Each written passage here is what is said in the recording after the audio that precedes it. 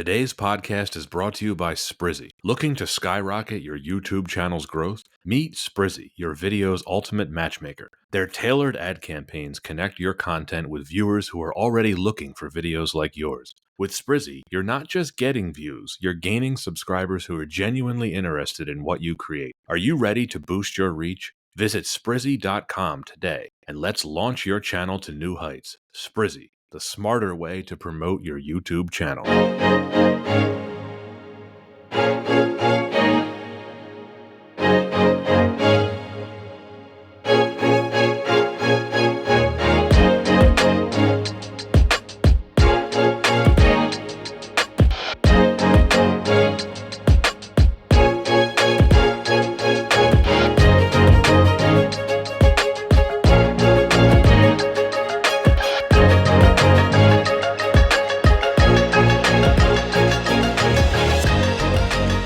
Hello, everyone, and welcome to Why Wasn't It Better? I am your host, Patrick Darms. And I'm your co-host, Tom Paradiso. We have a return guest joining us, Tom Paradiso. Welcome back. Thank you. It's great to be back. I think this is my fourth time. Ooh, five Sounds times. right. 5 times you get a jacket. Be on the lookout. It's All your right. fourth time, but your first Bond, It is. which makes Looking forward this to this one. extra special because Bond has a reverence with our guests because we have to be very careful about who we offer Bonds to. We've done Bond movies with people who have never seen Bonds before, and actually those are kind of interesting because you get like a really fresh perspective on some of them. And every Bond has its own flavor, and I feel like being able to go through that variety with all these different guests is always a fun treat. So, Tom, really excited to talk about this one with you. Yeah, I mean, I'm excited to talk about this one, and also fingers crossed I make it into one of the other Bonds down the line. We'll see. I've heard you're planning to maybe do them all, so there might be an opportunity there. So we've skipped some already. I've already realized we might as well just cover them all. Yeah, this is the Baskin Robbins of James Bond films. Well, this is nice to start. Hopefully it's a start, but nice to start with. When I was growing up and first experienced Bond, Roger Moore was my favorite. Really? Yep. I did not know that. I was, I guess jumping right into it, I'll preclude your question. Why would I want to be on for this particular Bond movie? But Roger Moore was my preferred Bond because we would watch them all. My brother and I were very familiar with the whole up till that point. This is in like the early 90s. So Pierce Brosnan wasn't in there yet. The Timothy Dalton ones were like a little violent and just not as good. And so then it was really like Sean Connery or Roger Moore. And the Roger Moore ones felt a little more contemporary to us. They were a little more fun, I guess, and you had a good mix of some one-liners, a little bit of humor, and some great action I'm sure we'll talk about here. Nice. Tom, were you a big video game guy growing up? Not as much as I would have liked to have been, mostly because we weren't allowed to. Got it. But did you have a favorite James Bond video game?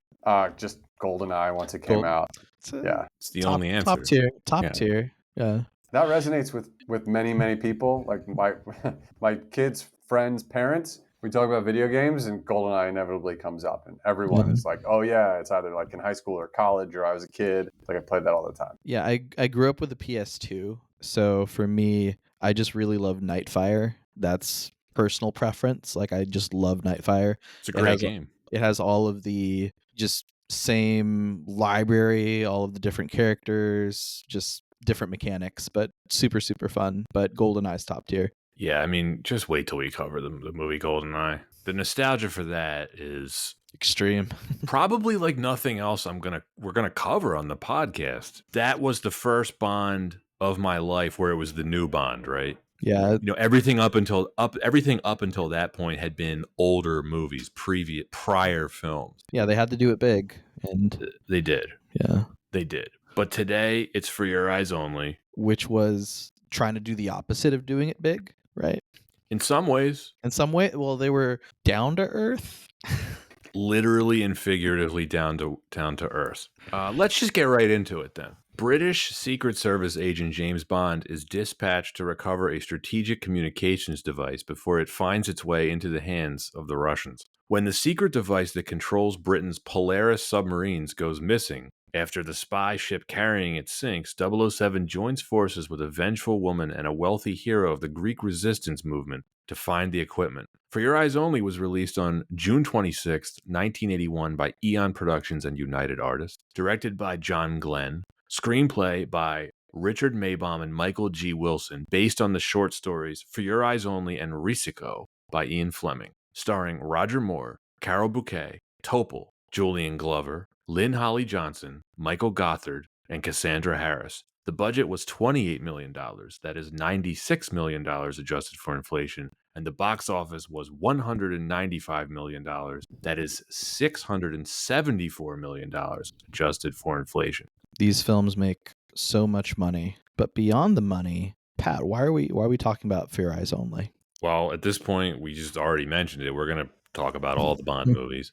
They're just so much fun to talk about. This was the 12th film in the series. Many of them are brilliant and we love them. Some of them are not, but we still love them, although maybe not as much. Bond is unique because it's very different than something like Marvel. While Marvel has, more films than Bond films at this point, Bond has been around for such a long time, and the different eras from the actors who played Bond, they vary so much. Like even Roger Moore, this is a very different film than his previous one, which had been Moonraker. Tom, you were already getting into this, but why was Roger Moore your favorite? Because I would say if you were asking most people who's your favorite who are your age, most people would probably say Connery. Or Brosnan. Yeah, well, Brosnan. I mean, I especially like, pursuing your question, I like revisiting these older movies that I experienced and had an affinity for when I was younger, and then watching them now to see how that's changed or not. I would say now Roger Moore's maybe my least favorite of the Bonds, but back then the movies were they were not quite as serious. Some of them very much so, not quite like Man with a Golden Gun. I remember liking when I was liking a lot, thinking it was pretty good.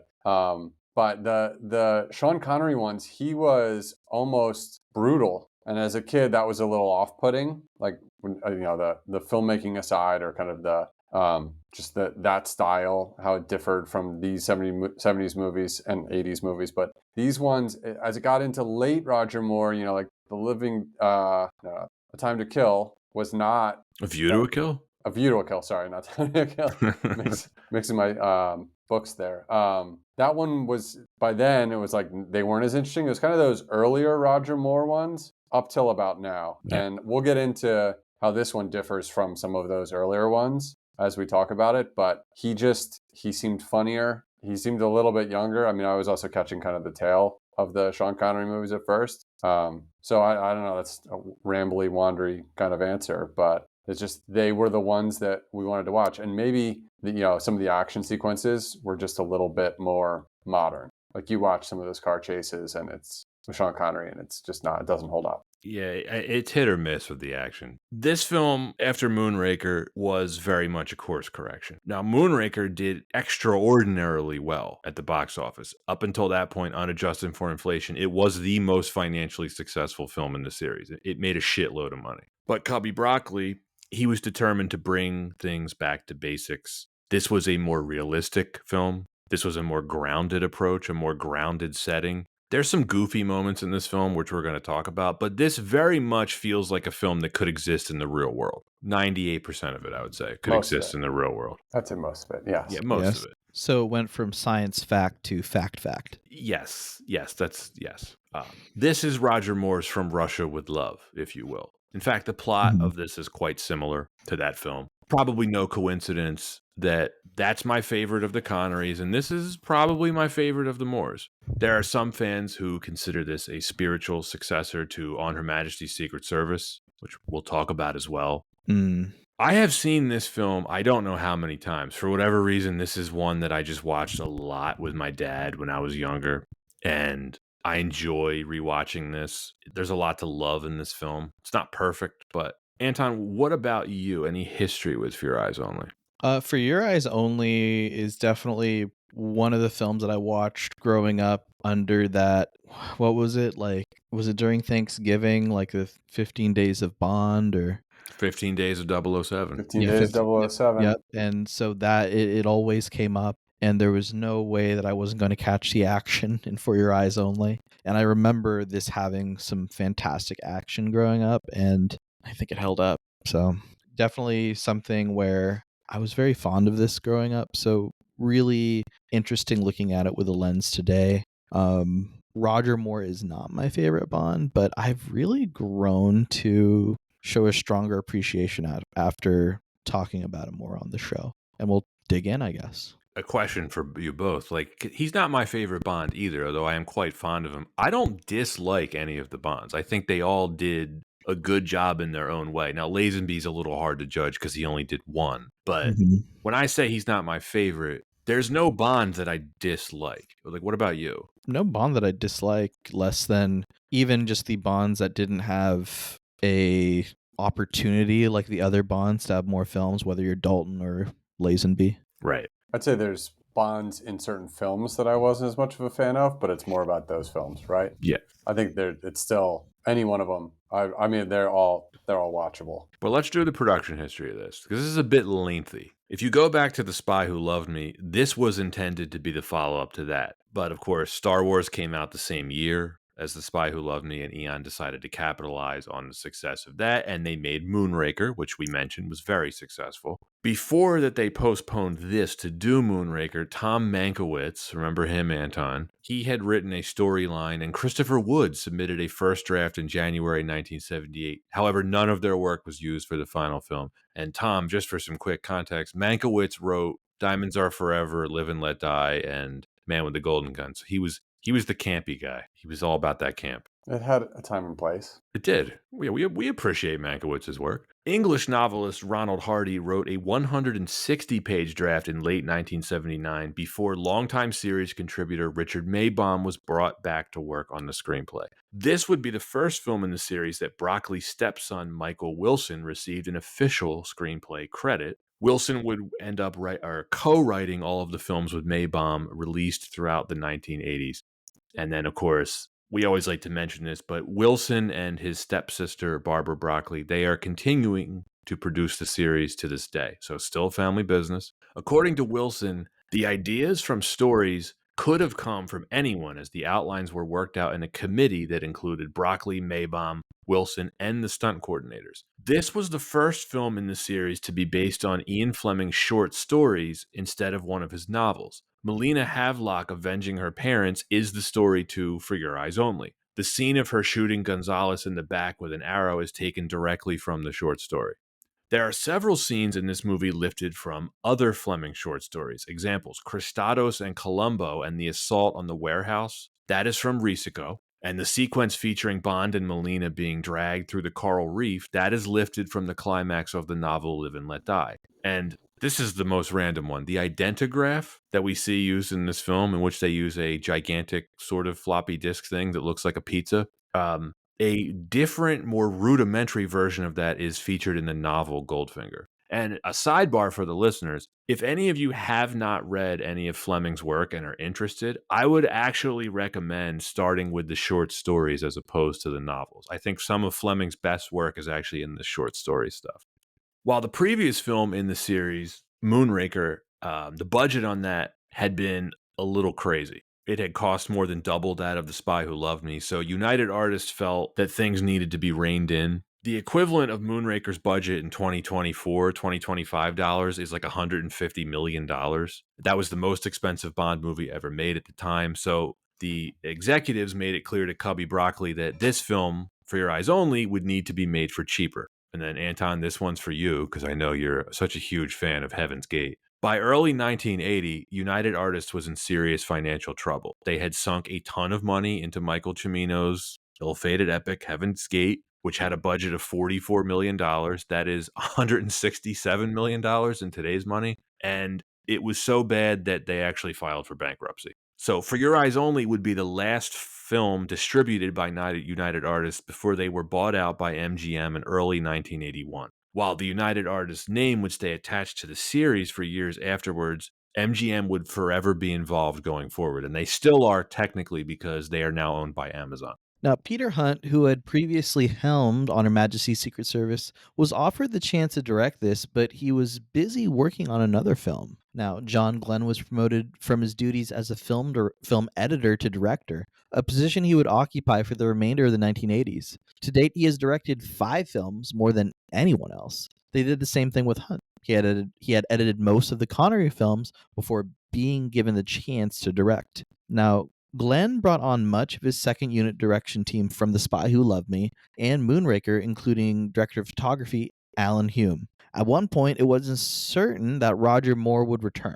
Actors considered for the role of Bond included Lewis Collins, David Warbeck, Michael Billington, David Robb, Michael Jason, Nicholas Clay, and Ian Ogilvy. Ogilvy, like Moore, spent several years playing Simon Templar in a remake of The Saint on television. Carol Bouquet had previously auditioned for the role of Holly Goodhead in Moonraker. Topol was cast following a suggestion by Broccoli's wife, Dana. Julian Glover Christados was a candidate to play James Bond in the 60s. It was on the shortlist as a possible replacement for Sir Sean Connery and George Lazenby, prior to the role going to Sir Roger Moore. Cassandra Harris, who played Liesl, was at the time of filming married to the future Bond actor Pierce Brosnan. This is how the producers became familiar with Brosnan, who would be offered the part 5 years later. Harris tragically passed away in 1991 from ovarian cancer. Lynn Holly Johnson was a professional ice skater, noticed by producer Cubby Broccoli for her turn at acting in The Ice Castles. Charles Dance's first screen movie role was as the thug Klaus in the movie. Oh, Charles Dance. What a guy. This is the only film to date in the series not to feature M. Bernard Lee, who had played the role in the previous 11 films. Died of stomach cancer on January 16, 1981, after the filming of this movie had started, but before his scenes were shot. As a mark of respect, producer Albert R. Broccoli refused to recast the role, changing the script to say that M was on leave. Several scenes, originally intended to include M, were rewritten with Q. For example, the confessional scene and the chief of staff, Bill Tanner. While Moonraker, who would pronounce it like that? Moonraker? Monraker? Monraker? Yeah, Yeah, we know Irvin who. Kershner? Yeah, we know who. Yeah, Monraker.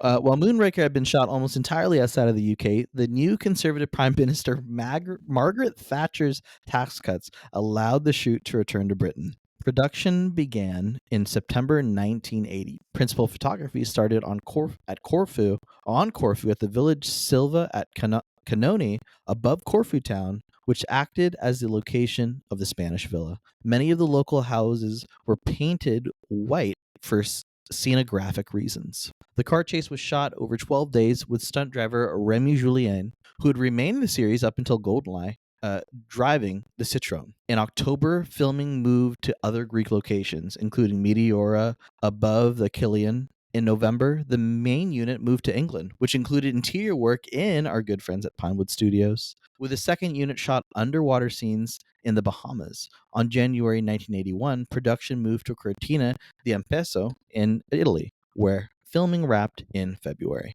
The helicopter sequence in the pre-credits sequence involves Beacon Gas Works, which Stanley Kubrick converted to the Vietnamese city of Hue in 1987. Way in 1987 for Full Metal Jacket. Tragically, one of the stuntmen died during the filming of the bobsled chase. Many of the underwater scenes, especially involving close-ups of Bond and Molina, were faked on dry soundstage. Actress Carol Bouquet apparently had a pre-existing health condition that prevented her from performing underwater stunt work. And yes, the bubbles that you see in the scene are special effects. Roger Moore's Vertigo made the rock face climax especially hard to do. Moore had said that he had took a small amount of Valium and drank a tall glass of beer before, which helped him through the close-up shots. Bill Conti was hired to compose the score and song after John Barry wasn't able to return to the UK for tax reasons. Marvel published a comic book adaptation written by Larry Hama and drawn by Howard Chaykin and Vince Colletta. This was the first James Bond film to be adapted into a comic book. Dr. No had been given a comic strip adaptation in 1962. And the film had become the second highest grossing in the series. And for any of you listeners, Pat actually has a copy of that comic book in his hands. So please leave any comments and questions for quality of that comic book. The film became the second highest grossing in the series, and it sits with a 69% Rotten Tomatoes score for your eyes only. So we said it was a lengthy production history. We weren't kidding. But before we dive into why it wasn't better, please enjoy this commercial break. Today's podcast is brought to you by Sprizzy. Looking to skyrocket your YouTube channel's growth? Meet Sprizzy, your video's ultimate matchmaker. Their tailored ad campaigns connect your content with viewers who are already looking for videos like yours. With Sprizzy, you're not just getting views, you're gaining subscribers who are genuinely interested in what you create. Are you ready to boost your reach? Visit Sprizzy.com today and let's launch your channel to new heights. Sprizzy, the smarter way to promote your YouTube channel. So now that we're back, let's start with the pre-title sequence because this is one of the most polarizing in the series. Bond fans will know what I'm talking about. If you're not a Bond fan, we will explain. It is very controversial in the Bond community how they chose to handle the character formerly known as Blofeld. It is very hotly debated. At the time this came out, just for some background, Eon had lost the rights to actually use the name Blofeld. He was originally going to be the villain in The Spy Who Loved Me. There was a lawsuit from their old nemesis, Kevin McClory, going all the way back to Thunderball. Long story short, it resulted in him gaining the rights to the character name and the organization Spectre. For more information on that, definitely check out our Thunderball episode. We go into detail about that. It's way too complicated to get into now, but so what you see in the pre-title sequence of this film is Broccoli's response to McClory getting the rights to Blofeld. They unofficially dispose of Blofeld, and it was their way of telling McClory that the success of James Bond did not depend on him. As we see in this film, Bond supposedly gets rid of Blofeld once and for all. It's basically a giant middle finger to Kevin McClory. Would you guys say that spite is a good reason for putting together, like writing for a film, or does it do a good job here? The rationale, I don't know. It's a great scene. The worst part about the scene, in my opinion, was the dumping down the smokestack. But the rest of the scene was impressive. I'm of two minds on this. First, I don't like how they just treat it as a joke. This is the guy that killed his wife. Yeah. And Bond is treating it as a joke, like, oh, keep your hair on, which is, it's funny, but we don't really ever get closure for what happens at the end of On Her Majesty's Secret Service. This is their way of trying to tie up that loose end, and I don't care for it from a storytelling perspective, Anton. But Tom, as far as like filmmaking goes, like the stunts that they're doing here with the helicopters, it's spectacular. Like it really holds up, 40 plus years later. Like it's really well filmed. It's probably not easy to get that shot of someone falling into the smokestack like that, but You think it survived? It I did think leave it that unclear. I had the thought, I was like racking my brain, like, wait a second, is that it for Blofeld? Like, He's already paralyzed, so and would he really be there by himself on the wheelchair, like flying the helicopter that close? And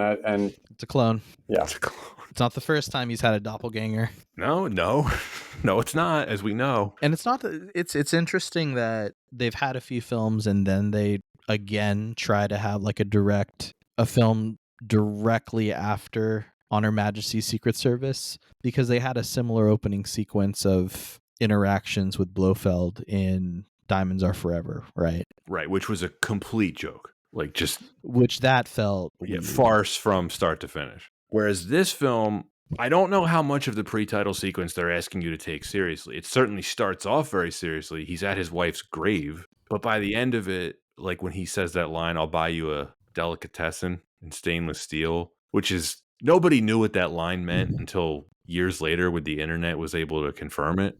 It apparently it's attributed to Broccoli. It's a reference to 1930s New York mafia gangsters offering full-service delis as a bribe, complete with stainless steel countertops. It's pretty obscure. That's honestly pretty badass. It is badass, but I remember like Does it asking come my with a- dad as a kid, I'm like, what does that mean? He's like, I have no idea. Like, does it come with the real estate? Like the deli and the real estate? Like, man, I don't that is know. a real bribe. It's a real bribe. Doesn't make sense why Blofeld would offer it to Bond in 1981 London, but Yeah. what do you think about that? About bribing someone with a deli?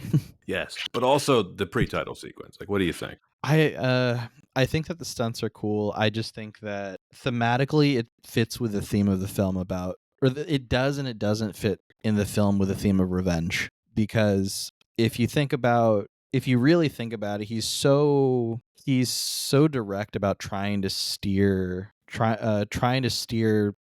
away from revenge throughout the movie, right? Like he's very much on like, if you go down this path, it's not good. I've gone down this path. It doesn't really bode well for me, or I know that I've sinned. But to open it a bit more comedically, I don't know if that's the right tone. I remember rewatching it for the episode and just kind of feeling just not satisfied with kind of the more comedic tone. But at the same time, the effects were really cool. They did most of it real. Other than the shot, like Yeah. there's obviously some blue screen stuff with more on the side of the helicopter, but Right, everything else, right. you can tell it's a real stunt guy hanging off the side of that helicopter. Equally impressive when the chopper flies into the skeleton of that factory. That's a miniature, Mm-hmm. and it's completely convincing, thus proving that good miniature work is timeless.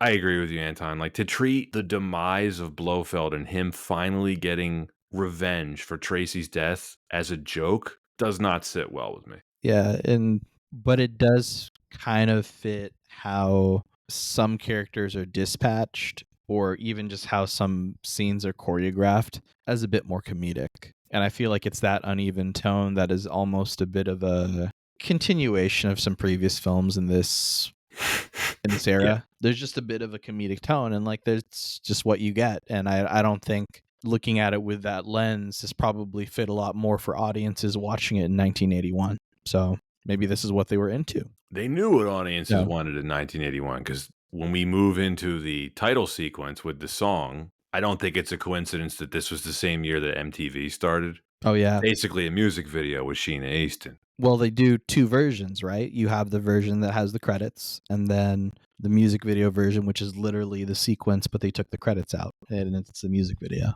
Right. It's interesting. It's a one-off for the series. She's the only singer of a title song to actually appear in the credits of any of these films. It's just, I can't really find an explanation for why they never did it again. They did it here simply because they thought she was attractive. That was their explanation in the archives book that I own. It's like, okay, fair.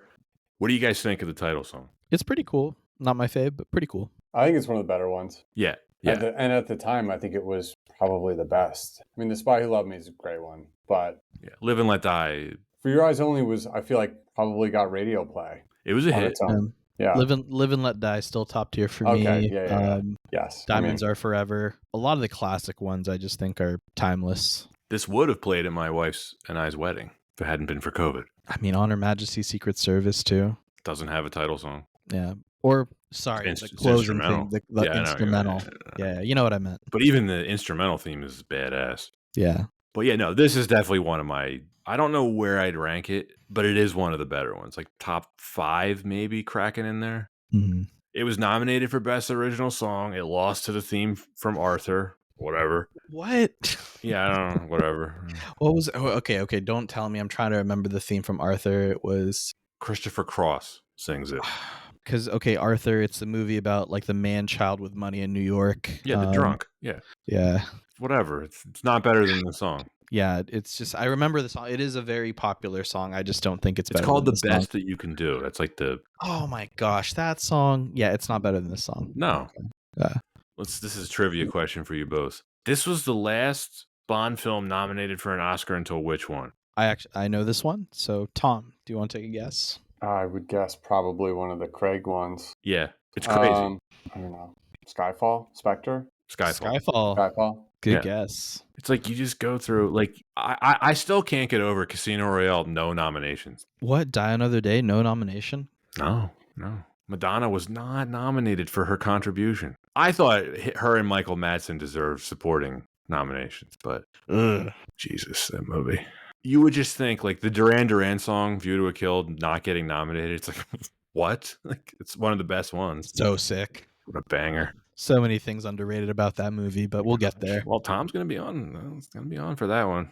View to a Kill. I'm going to do this thing. All right, so we'll find all of the filming locations. I'm going to do live action, just pictures of me at each location, and we can Are you gonna climb up on the tower of the bridge? Sure. Yeah, man. Sure. I'll storm City Hall too. Are you going to go broad too for the non-San Fran locations? I mean, there's Eiffel Tower, Chantilly in France. I do love my on-set locations in San Francisco, but if I'm gonna commit, I should fully commit. So yeah, let's just make the list. Do I have to be in the Arctic? Yes, you do. Okay. Russia specifically. My demand is I get a submarine though. Oh, the like sex sub that he's The on. the love boat. Yeah. Didn't see a shower in that sub. Like, what do you think that smelled like after he says it's Oh. 5 days to Alaska? It's oh, Ugh.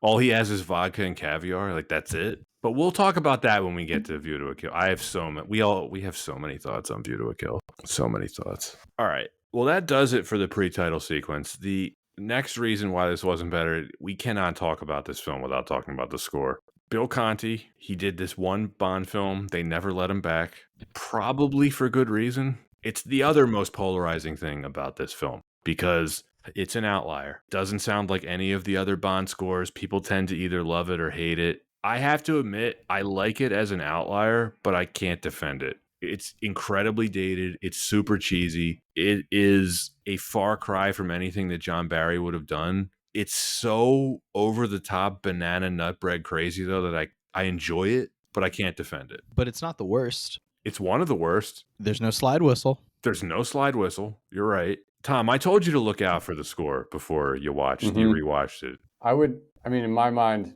that's one piece that really dates it. And if I found myself during a car chase thinking, man, if the score was different, this would feel very different. I still like the action, but I would probably like it even better. Like you could almost interchange it with a modern day action sequence. Oh, the car chase completely holds up. It's fantastic. Though, interestingly, I recently watched Bourne Identity with my kids, and there's a car chase in that one that's very influenced by this, I think. I think this car chase, and I don't mean to jump ahead, but it influenced a couple movies that are more recent. But with Bourne, what was it? It was like Paul Oakenfold was the song they chose, Ready, Steady, Go, over the car chase. I was like, found myself thinking the same thing. Like, this car chase is great. The music's dated, right? Like, the music is a weird feeling. I love the music in that, but you're right. It is dated. You also have to look at it like this. This is why I'm a little bit more forgiving on this score than I think some are. Anton, I know you're really familiar with John Barry's work on the other films. I think you are too, Tom. It's like we're comparing like literally some of the best music ever written for film to this. And you're talking about an insanely high bar. It's almost like it's like when we do some of the future Harry Potter films and we criticize the music and you're like, well, it's not as good as the first couple ones. It's like, but John Williams wrote the first couple ones. Like there's no one's going to match that. So what's really interesting with going with Bill Conti for this, I think it's a very conscious decision, right? You want to go with a well-known name, someone who has a good batting average in Hollywood, someone who's done very grounded films in Hollywood. Grounded in the sense that if a lot of your scenes are going, back down to earth, maybe trying to find someone that's with those settings and made scores for those kinds of films. Bill Conti knows that, right? He was young too. I think he was 30 when he did this music. He's done the Rocky films. Right. After this, he did, the Karate Kid films. Won an Oscar for The Right Stuff. The Right Stuff. So he has a lot of films where I feel like, he's definitely has a repertoire of just someone that knows his way, put together a score. Now, I think that maybe where it doesn't fit here, it just doesn't work well with espionage. It just doesn't work well with this kind of a tone of a film. It's a bit more bombastic, and that's just the tone. You're being polite. It's insane, the score to this movie. Yeah. Like during the car chase, and I think the ski chase where you're like the score is he was just going nuts on the synths. It's very like post disco type of sound to me. Still probably pretty popular at the time, though. Oh yeah, it would have been. Yeah. And I think where I'll defend the score slightly is I like how he weaves the song's melody into the score, because I think the title song itself has quite a nice melody. Yeah, no, I agree with that, and I'll double down on this. I don't think it's the worst score in the series. I think that it does end up having like an endearing feeling to it, which I think, Pat, you agree. It is very endearing. It's not the worst score, but it's one of them. Did either of you listen to, there is a song that plays during the Spanish villa sequence. It's called Make It Last All Night. Weird. It's horrible. That's weird.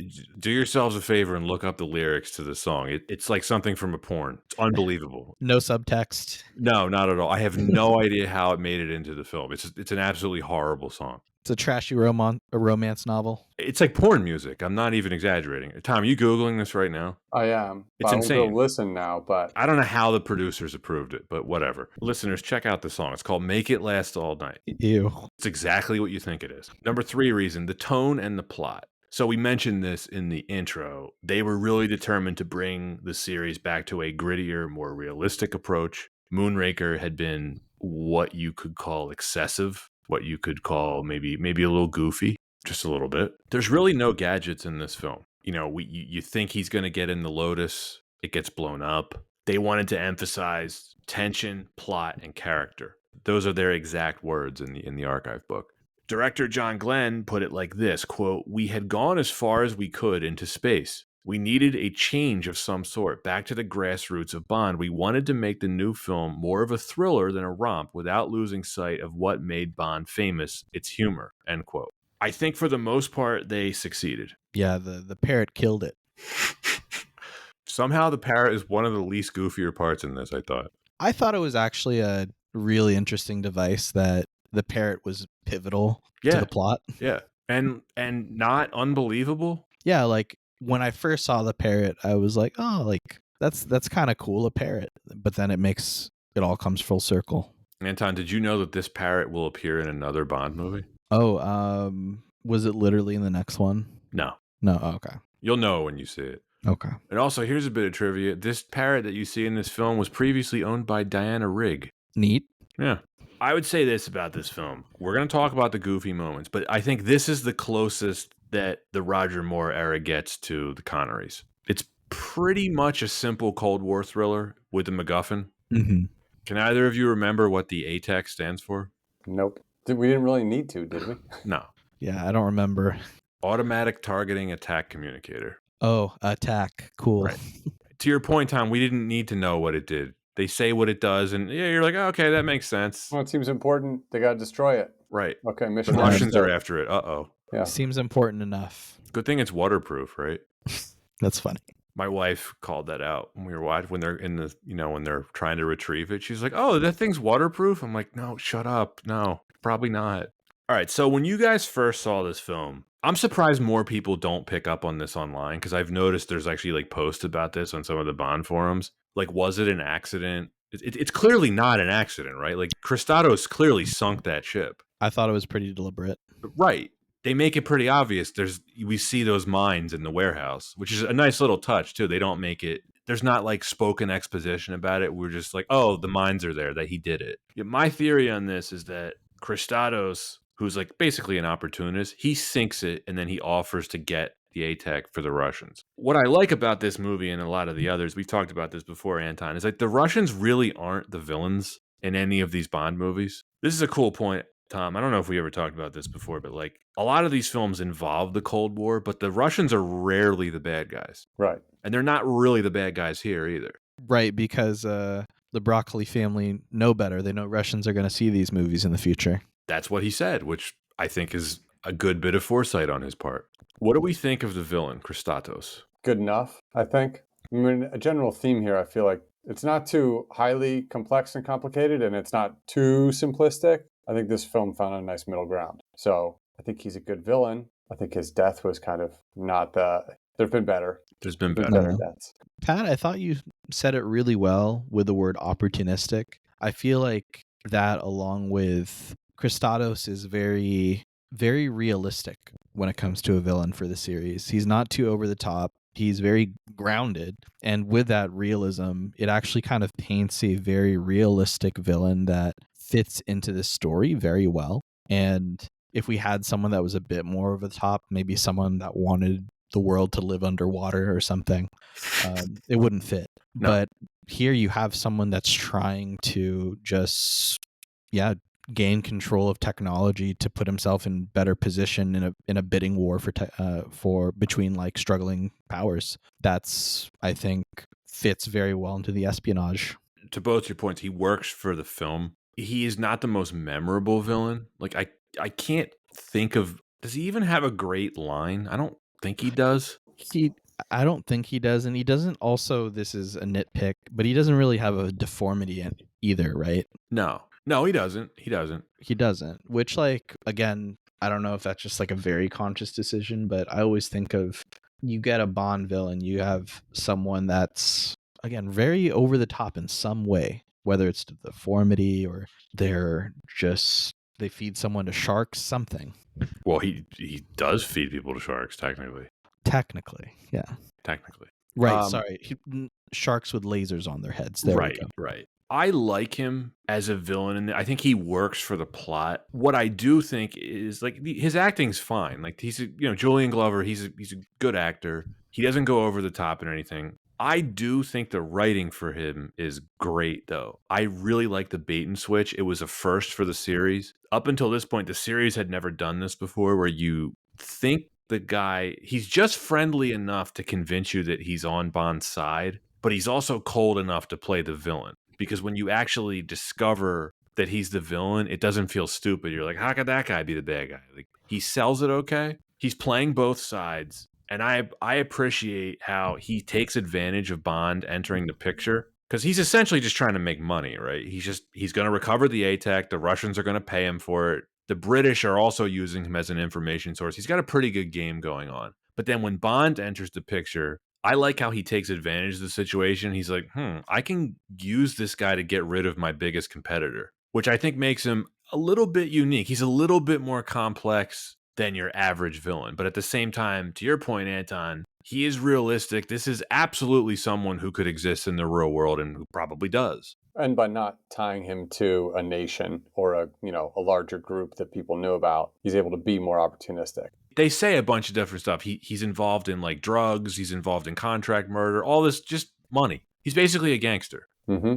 There's a really good hint you get of him when Bond and Ferrara first meet him at the ice rink. When they are leaving, Ferrara tries to shake his hand, and he doesn't shake his hand. And it's like, I noticed this as a kid, and it's always stuck with me. It's kind of a dead giveaway for him, but regardless, here's a bit. Julian Glover is 8 years younger than Roger Moore.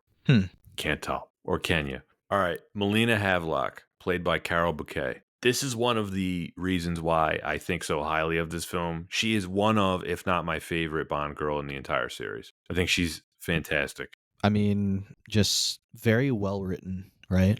Yeah. Is she the best actress? No. I mean, I haven't really seen her in anything else, except for she's in a couple random episodes of Sex and the City, as my wife has pointed out to me. But other than that, I have never seen her in anything else. I think her acting in here is fine, but her character is great. She's a total badass with the crossbow. There's a logical explanation for her to be involved in the film. And she's one of the few Bond girls in the series. She actually has, like, a character arc, which you don't see often. These are usually pretty one-dimensional roles, and this one's not. Anton, this Chinese saying, it's your favorite one, right? Oh my gosh, I have it tattooed on my back in Chinese. Right. Or at least I think that's what it says. And of course, this is the advice that you gave to your wife when you met her, right? Yeah, of course. It's a classic. Before setting out on revenge, you first dig 2 graves. It does come full circle.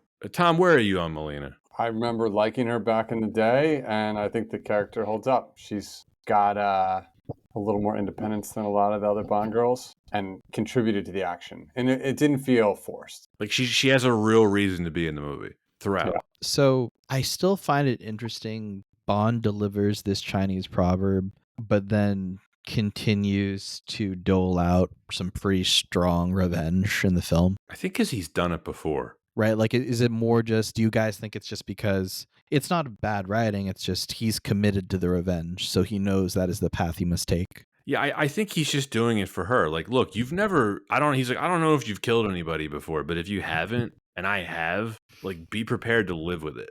And he's like, by the way, I'm okay living with it. Yeah, no, that's fair.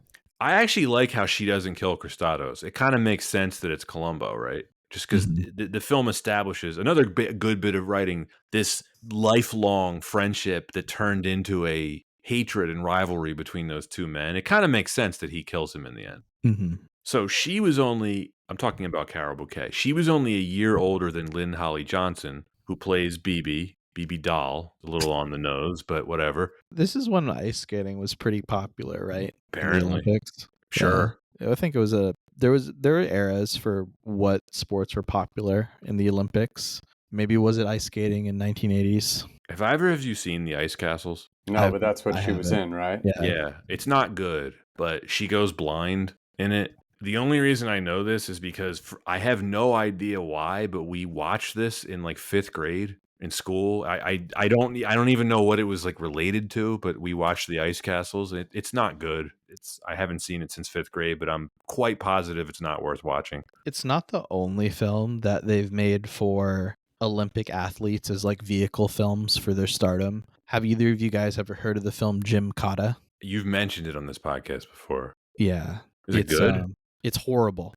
But it's so bad in the hilarity of it's Olympic gymnast Kurt Thomas, real dude. He's actually won gold, but the whole thing is being sold on he knows his own. He specializes in his own form of martial arts, which is Gym Kata, which is gymnast martial arts. Sure. So you get that movie, you have Ice Castles. Okay. Yeah. Yeah. The cutting edge. Yeah. Great double feature, triple feature. This is one of my favorite Q performances in the whole series. Oh, really fun. Yeah, he's great here. It's a little bit unique too, where you actually see him like working with Bond during the identigraph scene, which is obviously that's super dated computer technology. But how long were they in there for? Because they get coffee delivered at one point, and then when they're leaving the office, did you notice the office is like empty? Q's lab is like empty behind them, so it's like hours were they in there? They it was a nice montage. They made it feel like it was quick. I enjoy that scene. I don't know why, but I love the pizza size floppy disks that they're using. Cracks me up. I like that they still worked in some humor when like the nose gets really big and then small. Yeah. Yeah.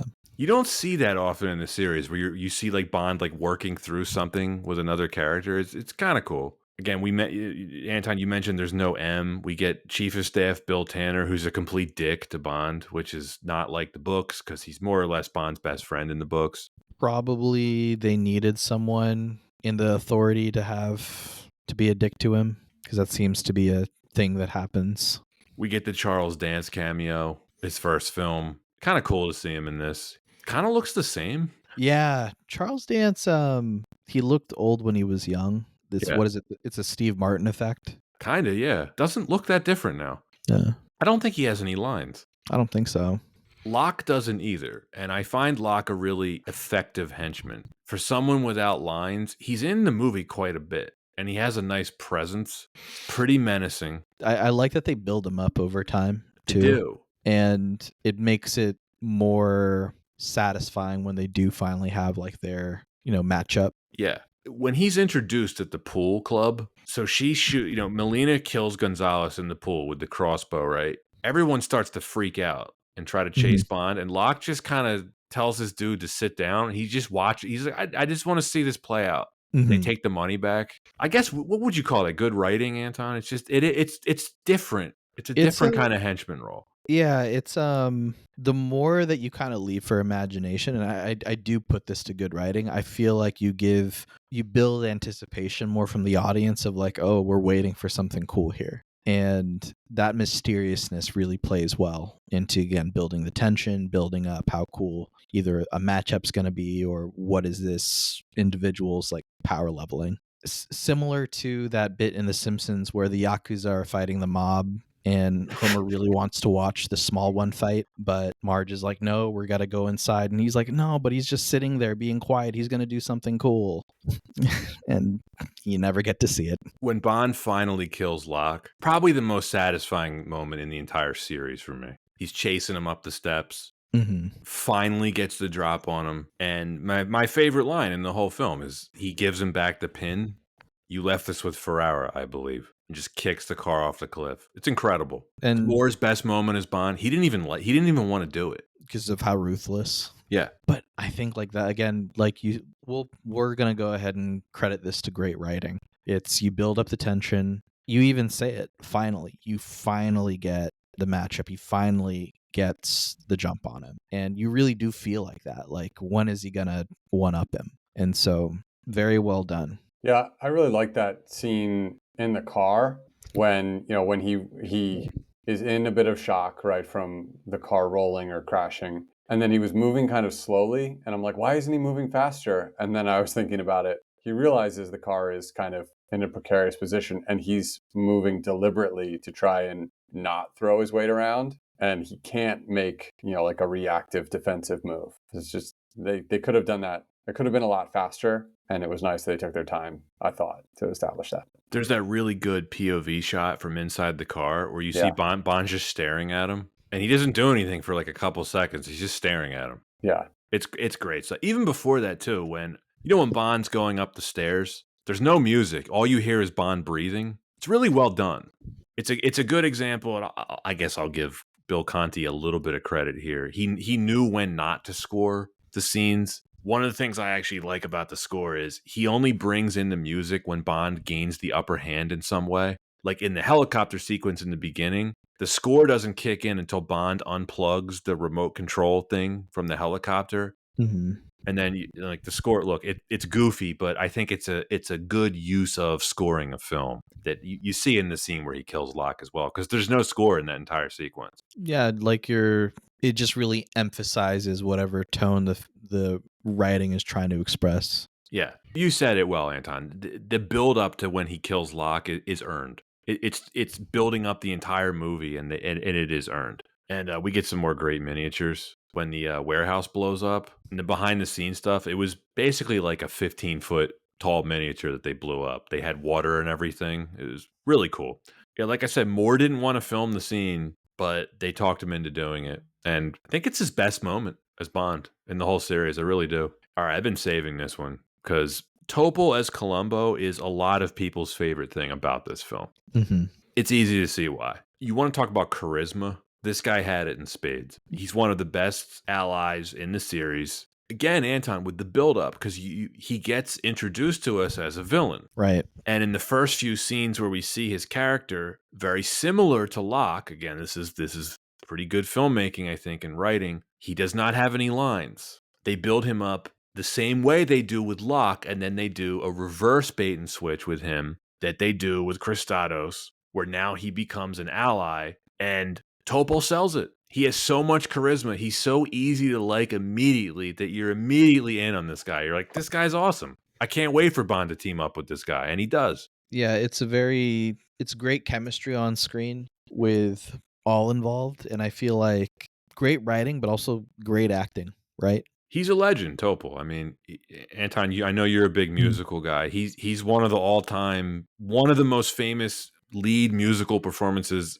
in cinema, right? Right. I haven't seen him in a ton of other stuff, actually. I know he popped up in Flash Gordon the year before this, but I wish he was in more stuff. He's just one of those actors. You see him in this movie. He's awesome with Roger Moore on screen. They got great chemistry. He's so likable. He's got great lines. And you're like, why was this guy not in more movies? Yeah, no, I mean, that's a really good question. The only thing that can come to mind is just maybe not movies, but he did do a lot of stage, and then maybe it's just that commitment to stage. Could be, yeah. What does he say? I smuggle gold, diamonds, pistachio nuts, but no heroin.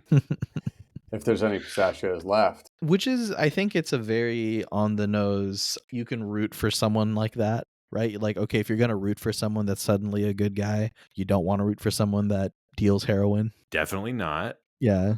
Like if you're trying to root for someone that's morally gray. Yeah. Like it seems like a throwaway line, but it actually unconsciously you're like, okay, he's pretty chill. There's a reason why I said it. My wife really likes this movie, and she'll say that line to me, no heroin. He just seems like such a great hang throughout the movie, like pistachios, I like how he uses them in an action sequence. That's kind of cool. That pays off. Everything about his character pays off too. Like when they get to the end, Meteora, which by the way, Tom, you ever been there? No, but I'd like to go. I was going to ask you, I want to go to Greece. Like, I want to go to that place. Yeah, I've never been. I just listened to the album.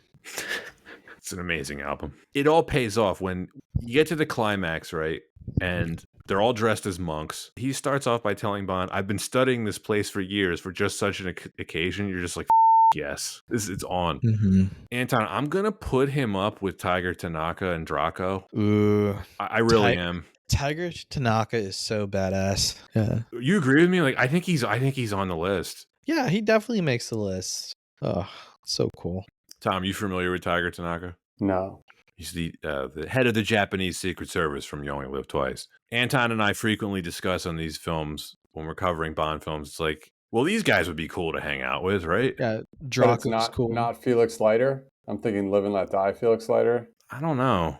Like Leiter's, I would say Leiter's still. Leiter's I been think- played by some schmucks. Right. I think he's You'd too. have to be specific of which Felix Yeah. Leiter. Sometimes he's too by the book, right? The thing with Leiter is you've had a lot of different actors play him. The first actor that played him was the coolest one. Jack Lord played him in Dr. No. I like Jeffrey Wright in the Craig movies. He's pretty Yeah, good. he's cool, but not cool, right? Well, that's He's the not- thing. If you go back to Dr. No, is Jack Lord even cooler than Connery in that film? I don't know. Yeah, that's a good point.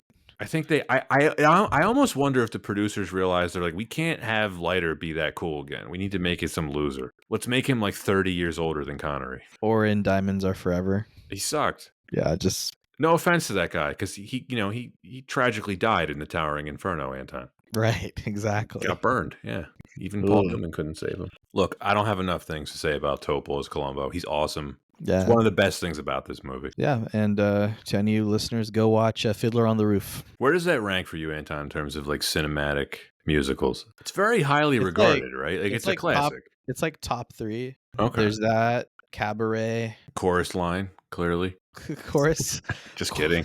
Chorus Line is not a film about a chorus line. It's a film about Michael Douglas. Grease? Grease is top 5 for sure. Oh man, A Chorus Line. It's so funny when you compare that film to the actual stage play. It's funny. The other ally in this film, Ferrara, he seems like a nice guy. You feel bad when Bond finds his body. Isn't that a common line? You feel bad when Bond finds the body. You do. Well, a lot of Bond's allies get killed in this Yeah. series. You know, like a lot of them aren't going to make it. Yeah, a lot of allies, a lot of just innocence, right? And I think like that adds to the weight in the film. That's why it's so satisfying when he kills Locke. Right. Because he drops Ferrara's name. So the other henchman in this movie, Eric Kriegler, super tall, jacked, blonde German guy. Pretty funny when Bond kills him. Just tumbles out the window.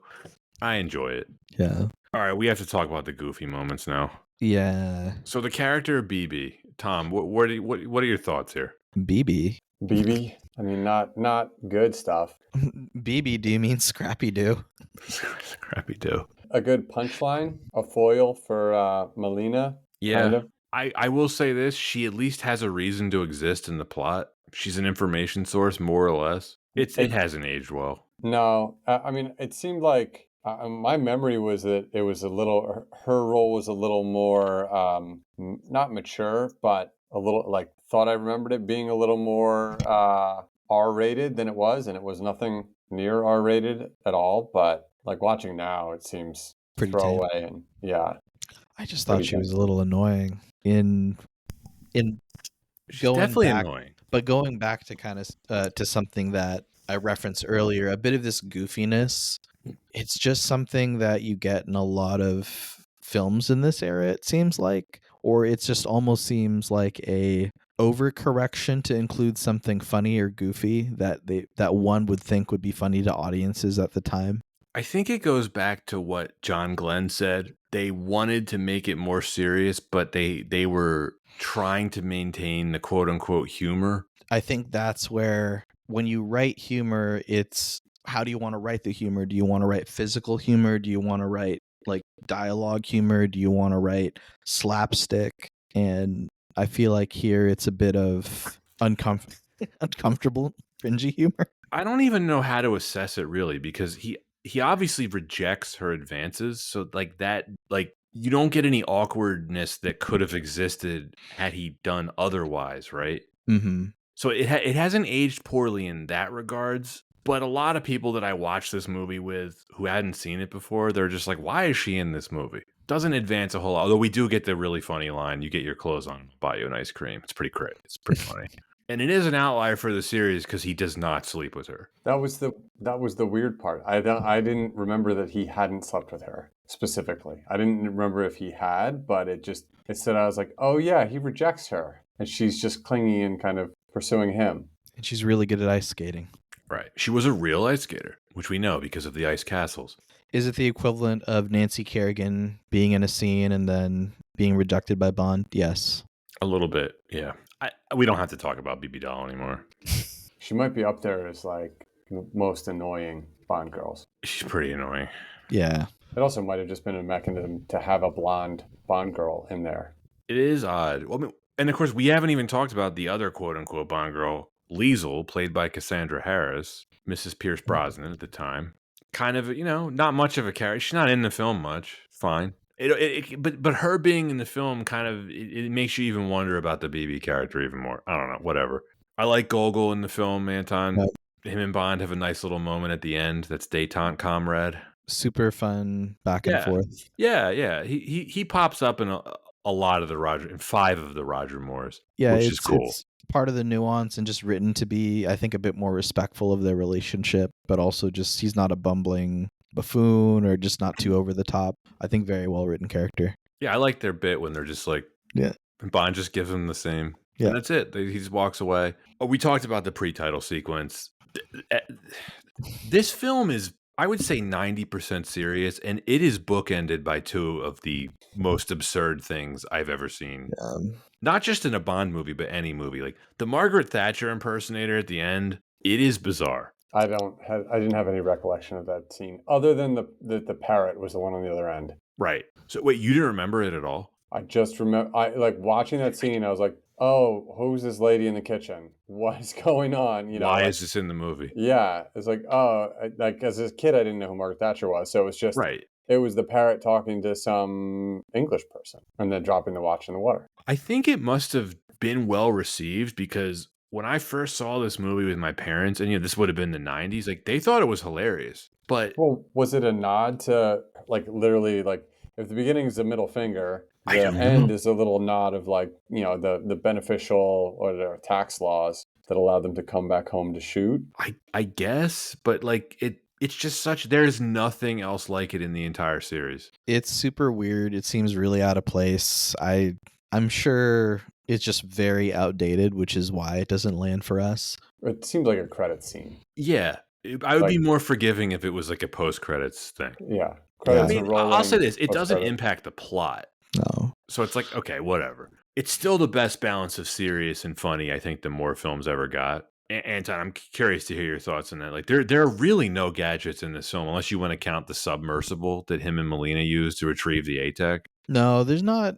Well, there isn't, and I feel like that's just good writing. We talked about this before around when you put a bit more constraints on a film, or you try to put limitations on what's doable or the strength of a character, whether it's Bond can't outpunch every henchman. How does he get out of it? It just makes for a better movie. And in that same sense, if you don't have a gadget to get yourself out of every situation, it makes for more practical, well-written ways to kind of earn getting out of a situation. I think it's just fun, and part of why I really enjoy this film is just those aspects, right? Well, let's get into everything else, which can be stuff we love about this film. I actually think as a film, this is underrated. And I have maintained this for a long time. I think pound for pound, it has the best action in the entire series. I think it's one of the best action movies ever. Not just Bond movies, like ever. I have not seen a lot of films with such a diverse, creative set of set pieces. I'll recap them very quickly for you both. We get the helicopter action sequence in the pre-title. We get a really highly original car chase. A ski chase involving motorcycles, a bobsled run, and a ski jump. We get the hockey fight, which I think is the dumbest thing in the movie, which is completely unnecessary. We get the beach scene involving the dune buggies, the warehouse raid scene, which is the most badass moment in the series, culminating in Bond killing Locke. We get the underwater sequence where Bond and Melina retrieve the ATAC, and then we get a mini sub fight after that where the 2 subs fight each other. We get the keel hauling scene where Kristatos drags Bond and Melina through the coral reef. And then we get the mountaintop climax, which is just incredible stuff. That's 8 or 9 major action set pieces, all in different locations, all pretty diverse. All are exceptionally well filmed and edited. And I think John Glenn, the director, deserves a lot of credit for this. That is a ton of action packed into this movie. Yeah, that's a lot of action per minute. APM, which there's no, and this is what I think even impresses me even more, there's no sacrifice of story and character for all the action packed in. Yeah, almost all of them move the plot along. Yeah, I think the only one that doesn't is the hockey fight. But with the goal buzzer going off with every henchman that goes into the net, The hat I trick. mean, it's Yeah, I mean, a that's little bit cool. of levity. Yeah. Kids thought that was hilarious. I think you could also maybe get rid of the mini sub battle. Like after they get the ATAC, it's like, do you need them to fight another submarine? It's like, probably not. Still, really well done stuff. Mm-hmm. I feel like also the influence of some of these scenes is in so many different movies. It's just you've got. I could think of these scenes individually and just call them out as like if that was one scene in an action movie, you'd be like, oh yeah, it's that movie with this one car chase or with the keel hauling scene. Like that keel hauling scene. I mean, funny they didn't use it in Live and Let Die and they used it here. But that's like a iconic scene. It is. How painful would that be? Oh, incredibly, right? Extremely. Yeah. If you're going to say anything about the film is realistic, they're not surviving there, right? Getting hit by No. coral a couple of times, No, you're bleeding out. They drowned. Yeah. Yeah. They bled out Yeah. and drowned. Yeah. We met. Look, I'm just going to keep talking about the stunt work. It's amazing in this movie. It's some of the best I've ever seen. You're right about the influence, Tom. Even in the last Mission Impossible movie, I don't know if you've seen it. The first thing I thought of, it's a yellow car. Yeah. It's a direct callback. Clear reference to this. I went to look up what the car was because I was like, it's a yellow car. It's almost, and my kid's like, oh, that's from Mission Impossible, Dead Reckoning, and it's it's a Mini, right, or a Mini Cooper, electric one. In but here or in no, the Mission Impossible? In Mission Impossible.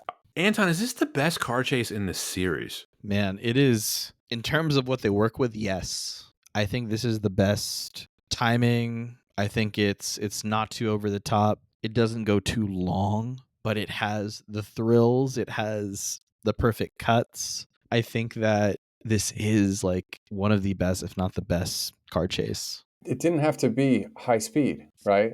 It's like they stopped at one point to roll the car back over. Yeah, right? That's so good. It's almost like when you think of horror movies where they've got lower budget, so they have to draw out pace and make it intriguing without it just being reliant on the special effects. They've almost done that throughout the scenes in this movie. They used kind of realistic special effects. Mm-hmm. The scenes weren't, they're still impressive and not cheap, but they weren't just, like today. It's not just like, oh, well, we'll do it in post, CGI it, I feel like it must have been a really fun writer's room just going on, like, how do we make this car chase fun? Like, let's have it go down the side of the mountain, or how can we make going in reverse fun? Or down the stairwell. We got a bit of a bump coming up, right? Yeah. What does he say? He's like, I love a ride in the country, don't you? It's so great. The car chase, you really get the best of Roger Moore. Like, when the one, I think they're Mercedes chasing them, right?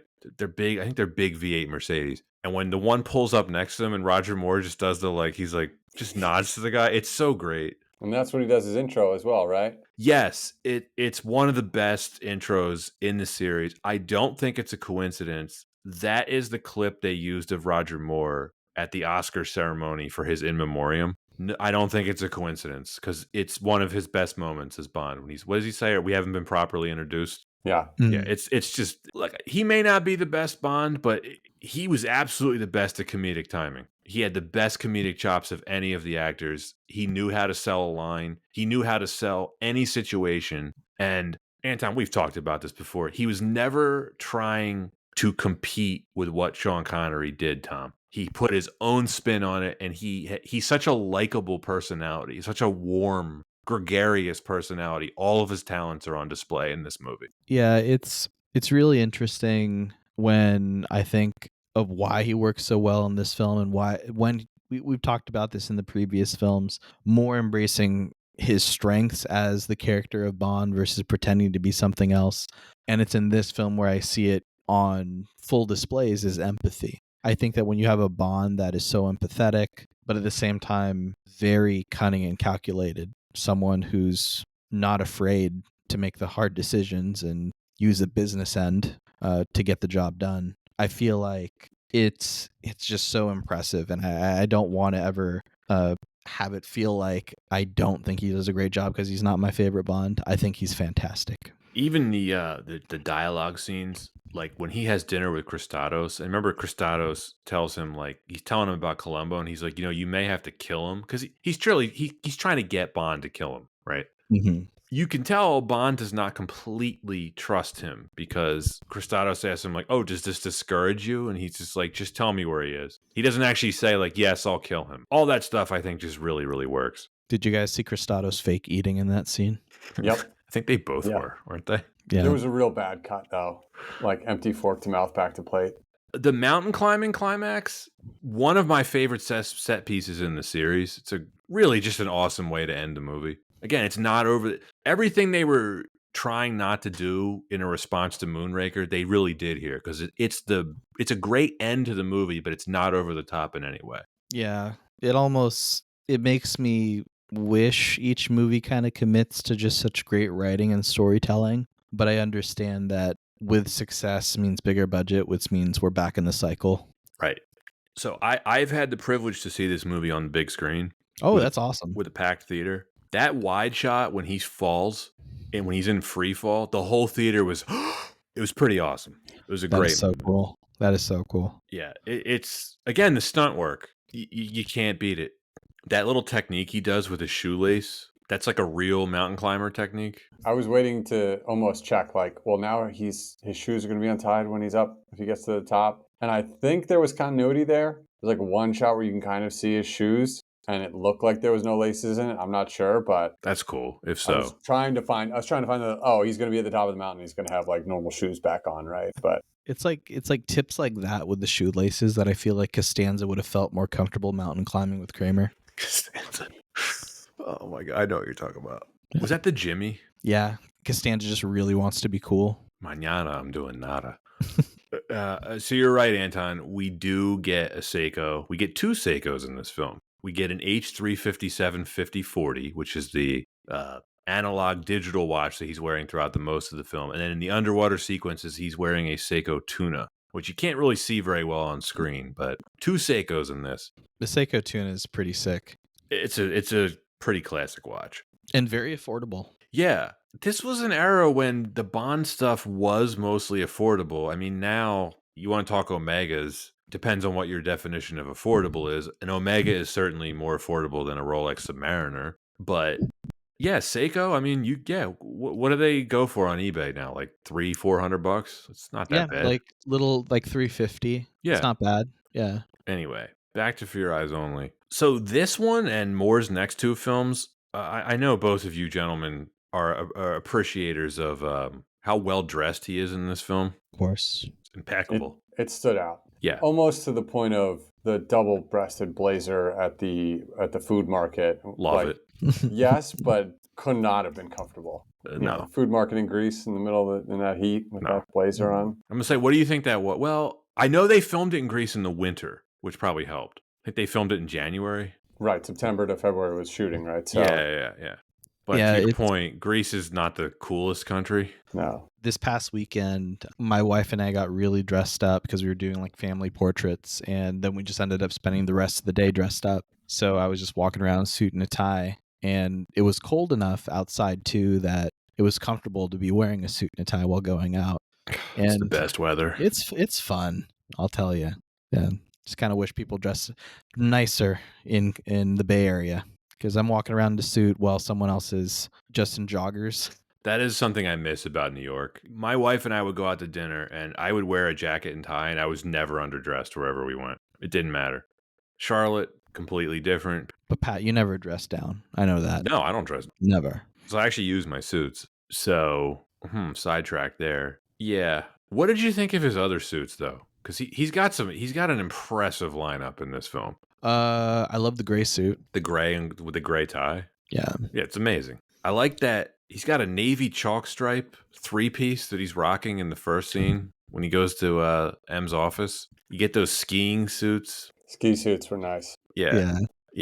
Except Back BB's to ski the- suit. Back to the action sequences, that ski chase. I mean, you know, like I can see the influence of the car chases, the climbing scene, you know, like Mission Impossible 2. But watching the ski scene, you're like, oh, there's going to be the requisite like ski across someone's table, or like all those. Is this one of the first movies to do those? I think so. Yeah. I think so. I think it has to be. And now, if there's a ski chase in any movie, it's always like ski across the table where everyone's eating, right? Well, now I have to go watch Christmas Vacation and see if they did To see all of that. if he skidded across the table Yeah, before yeah. I feel like we're almost taking the stunts for granted. Like the motorcycles on like the bobsled run, like Oh Oh, yeah, it's so that cool. is. Yeah. I mean, unfortunately, we know someone died filming. Like Yeah. that is not easy to film. No. Even like imagine being on a motorcycle going down a mountain with snow on it. Like that's yeah. You know how you were mentioning earlier, or Anton, or was it you, Tom? Like they were like stripped down. You know, like they were trying to Mhm. do things back to basics, but it's like they were spending the money. Right. Which is, I think, that's the commitment to it, right? Is Yeah. we're going to do this practical. If we're going to do an effect, let's make it big. Let's make it right. This is what we want to focus on. I'm trying to think. Did any of the effect shots like not really hold up? I can't think of any. It all looks pretty good 45 years later ish. Yeah, there was one on the ski chase where it's clearly a blue or green screen behind him, but that's for the close up. You know Right. they kind of need those. And then the I think you mentioned like the underwater scenes where she couldn't do them because of a pre-existing condition. Yeah. Like that was impressive, I thought, because I was So good. looking I didn't for know. if right the close up underwater where I feel like whatever was shot in the Bahamas is like, oh, they might have used Atlantis's fake Atlantis to do the like vacuuming of sand off of Yeah. but the close up of them underwater, thinking about how they did that without water, like were they using fans, like that the suits were right so They that were it using didn't look. fans. Yeah, And that was. the bubbles were like effects put in. Yeah, that was really well done. But even just like the stepping on the sand in those scenes, it had the effect of if it was something was underwater. Yeah. So I think it was just so well done. Yeah, the only part that was not quite perfect, I think, is they tried to slow down the movement so it looked like they were moving in slow motion, but it didn't quite have the resistance of moving through water when they were trying to move quickly. But that's, I think, picking nits. And even like the sub fight, we were criticizing it because it's like, did it need to be in the movie? It's like pretty great miniature work. Mhm. Yeah. Even for the car chase, or when I think of car scenes in general, you don't get that traditional, like it's just on a set with something behind them, right? Right. It doesn't feel, or if they did, it didn't feel like it. The car chase was filmed entirely on location. Yeah, exactly. They did it all there. Really quick, back to the before we move on, the outfit that he's wearing on the mountaintop climax, it's pretty awesome. That sweater and the vest, it's like timeless. That's classic. Yeah. Yeah. Mm-hmm. You could wear all those suits today, and I think they'd look great. Other All than those, you'd be yeah. overdressed. Right. All those looks, and even the double-breasted blazer, like that's such a classic look that you could pull that from storage and put that on. I have a double-breasted navy blazer. I don't know if I'd wear it to a fish market, but yeah. I would say I'd have to think about this. I always thought about Moore as being the best dressed Bond. Like he really he looked so natural in a suit. Even the bad guys were wearing Fred Perry. Everyone was dressed pretty well in this. Yeah. Mm-hmm. Fred Perry, good shout out. All right, Anton, I was texting you about this. I do think this movie's well filmed, but if you're comparing this to Spy Who Loved Me and Moonraker, it's a step down. Those two films, they have such a big screen, glossy look to them. I can't pin down what the reason for this is. I don't know if it's the director, John Glenn. I don't know if it's the cinematographer, the DP that he used. I don't find him to be a visually interesting director. I think part of it could also be due to budget, but I do not find any of the 80s Bonds particularly well filmed. They have a soft, fuzzy TV quality to them. Yeah, I thought about that more, and even looking at contemporaries at the time, not every film has that same effect. I No. do think it's a clear aesthetic choice. I don't think it's necessarily tied just to budget, because you do get out of this a little bit when you get closer to the turn of the 90s, right? Yeah. But like even looking at films that released in like the early 1980s, not everything looks like this. I mean, Superman 2 looked like this, but It did. They But- had fuzziness to it. but Raiders of the Lost Ark didn't look like this. No, that's the thing. Raiders of the Lost Ark was the same year as this, had a significantly smaller budget, And Did not it's look like, like if you this. want to see what a cinematographer can do, I mean, look, we're comparing John Glenn to Spielberg. It's probably very unfair. But like something very clear on scene. Yeah, Doesn't look spotty. Doesn't Tom, look like did you someone notice just this? mirrored. There was just a soft focus fuzziness to a lot of the scenes in this. I can't quite figure it out. I didn't notice the focus as much as I felt like I could have been watching an episode of the A-Team. Right. And it It's was a TV. It was TV quality almost. And it's weird because the action sequences were much better than TV quality action, but it had kind of a look. And then when you throw in kind of a wacky score, it very much felt like I might have been watching an episode of 80s action TV. Yeah, you're gonna see this. So you're gonna be on For View to a Kill. It's the same problem. I'm gonna have to look into this more because I'm a total nerd about the quality of the film that they used. I would not be surprised if they were just using cheaper film because Yeah. you can watch stuff from the '60s. It looks better than a lot of modern stuff. It just depends. But yeah, this had a smaller budget than Moonraker, Anton, and you can like Moonraker for as stupid as it is. It looks amazing. Yeah, and I'll still take this character-driven, well-written story any day. No, you're right about that. But when it comes to the production, like by the time we get to License to Kill, they would be shooting in Mexico just to save money. And those films still cost a lot. They did. Well, it's interesting. So you've seen them both, Tom. License to Kill had the same budget as Moonraker, and you can see how inflation hit this series really bad. You look at what they got for that money in 1979 versus 1989. You're like, wow, Mm-hmm. not great. Just 10 years later, and it's like, man, they were really Yeah. they were cutting corners by 1989.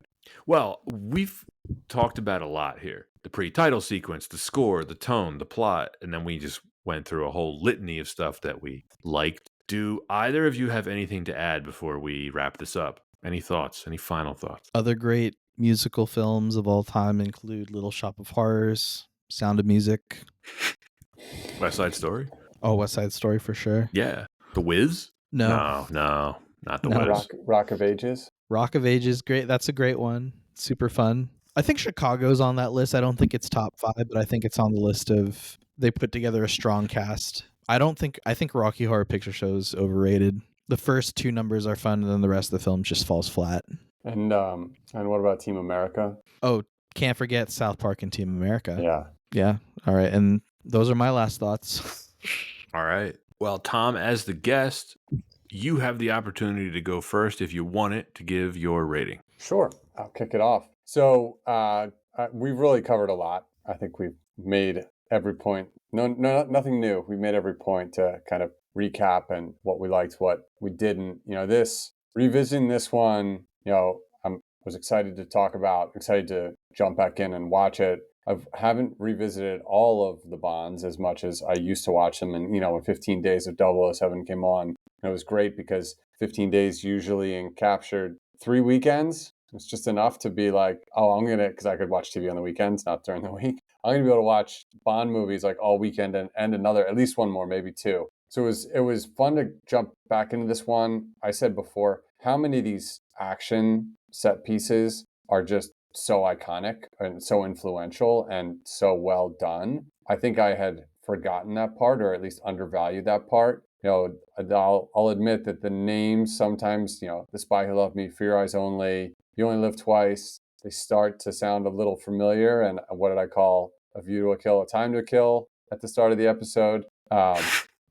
Remembering distinctly what was in what Bond, if you haven't seen them in 15, 20 years is tough. But watching this one, the plot was moving the whole time. The action I thought was great. The start and the end probably missed more than I saw watching this on TBS or rewatching the movies, is like get right to the real meat of the action. I think this one holds up really well. The score being the weak part for me, but that's just I'd say like a little bit of an anchor or a reminder of when it was made. I give this one, I was trying to think of what I've given other films we've done or I've been on for. I think I give a lot in the like mid B, low A. I give this one a B+. All right. Well said. Yeah, this is definitely my favorite Roger Moore. I love the story. It's simple, the back to basics approach. It's got some of my favorite action of any movie ever. And I think we didn't actually talk about this point. Roger Moore was 53 in this movie. I think he was showing it a little bit, but it wasn't A View to a Kill level ridiculous. He was still able to pull it off here. Carol Bouquet is one of the best women in the series. I like her performance. I love her character. I love her arc. She's really a highlight for me. Topol as Columbo is the other reason to love this film. The title song is great. The score it's the weak link. There's no getting around it. I appreciate it for an outlier, but it's not John Barry. This is absolute top tier Bond for me. It's in my top 5. I would probably put it top 3. It's got some silly moments, namely in the beginning and the end. It's like, but I don't know what Bond film doesn't have silly moments at this point. Almost every single one of them has at least one silly moment. Based on the set pieces alone, I think it's one of the best action movies ever. And I give this an A. I never tire of rewatching this one. 98% of it holds up, and we're talking about 44 years later. So it's about the highest praise I can give a film of this sort. Yeah, no, really well said, Pat. I find this movie so entertaining and enjoyable, not only just watching it, but looking at the care and attention that was put into it. Usually, when we look at course corrections for any film series, sometimes it spells doom. But in this case, I feel like going back to basics was absolutely like the right decision, and going with solid writing, using that to really focus on character development, to move the plot forward and really focus on storytelling is just amazing to see on screen, and really is just, for me, a treat to see this in the Roger Moore era, and just being able to revisit this after seeing it as a kid and just enjoying the action, but just now being able to see that action and see it have meaning for how it moves the story along. I think despite the kind of, what is it, the 80s smudginess, almost looks like they took like a dirty rag and rubbed it on the screen a little bit, I think it still looks really nice. And I think that that's part of the charm of this film. There's definitely action scene, like there's so many action scenes that I feel like inspire so many action films today. And with that, just kind of adds to more of just the appreciation I have for this film. I think the goofiness is more of the flaws. I really hated the way they opened the film with Blofeld going down a chimney and then that Margaret Thatcher ending. But I can't let that bring it down too much. I put this film at an A minus, and I probably will revisit this more frequently. And who knows, I may move that score up just because I was really, really impressed with this rewatch. Love it. Well, that's it for Your Eyes Only. Tom, thank you for joining us again. Your first Bond. It was a high note. It was. I mean, it's going to be hard to. If A View to a Kill is next, I don't know that we're going to top this one. A View to a Kill will not top this one. It'll be fun to talk about, but it will. It's going to be a lot of fun to talk about. I might have missed it, Tom. Have you been to any of the locations that were on film? On this one? Yeah. I don't think so. Yeah, I'm curious if there's signs around the different places that were filmed in the movie, like, and this is where Roger Moore stood. Who knows? Corfu looks awesome. Corfu? How do you pronounce it? Corfu. That looks like a great place to visit. Yeah. Oh my my wife's gosh. Greek, Anton. I don't know if you knew that. So Yeah. I've been a few times, but not really outside of the town her family's from. Yeah, I'd love to go, and this film just adds to that. This film really made me want to go to Greece. I did recognize some of the Greek when she was talking, like Oh, the cool. very little bit I knew. Couldn't tell if her Yeah. accent was good or not, but she was speaking real Greek. Nice. Yeah, it's not a lot of movies filmed in Greece. I don't think they have a booming film industry, from what I know. Maybe they just don't incentivize it enough. What was it? I was in Astoria, and there's a pretty big Greek population in Astoria. Mm-hmm. Oh yeah. Yeah, and having a conversation with a friend of mine, and we were at like a Greek cafe, and part of the conversation goes to then some of the older folks around us then just saying, well, actually, history lesson, these are all the things that were invented in Greece that you don't know about. Very long list. Yeah, and not to be trite, but they're more well known for their olive oil and honey. Those That's are the ones true. I think They marketed it better. Yeah, maybe they just want to keep the wine for themselves.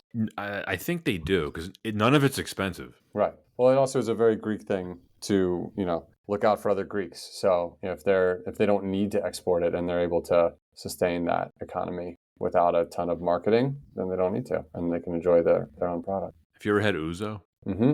You like it? Sure. I never tried it. I really should because it's in the liquor store near me. It's like I might as well. It's very strong. I don't want to buy it though because I know if I don't like it, it's just going to be wasted. Just going to Right. sit there. Unless you get some Greek friends and have them Right. over a lot. There's not You a guys lot like- of that in Charlotte. You guys like spanakopita? Oh, yeah. I don't know what that is. It's a great holiday. Venture Brothers reference, but Yeah. also a great Oh.